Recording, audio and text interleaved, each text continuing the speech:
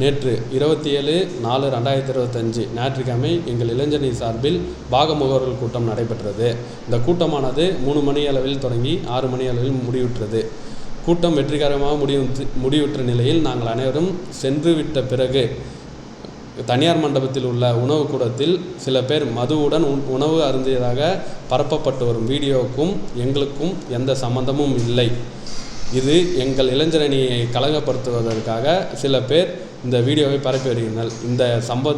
இந்த நடைபெற்ற சம்பவத்துக்கும் எங்கள் இளைஞரணியை சார்ந்த தோழருக்கும் யாருக்கும் எந்த சம்பந்தமும் இல்லை.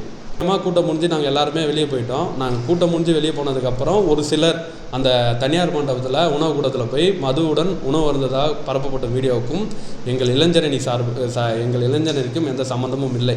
எங்கள் கண்ணியமிக்க இளைஞரணியை கலங்கப்படுத்துவதற்காக ஒரு சிலர் பொதுமக்களிடம் கலங்கப்படுத்துவதற்காக ஒரு சிலர் முயற்சி செய்து வருகின்றனர். எங்களுக்கும் இந்த நடைபெற்ற சம்பவத்துக்கும் எந்த சம்பந்தமும் இல்லை.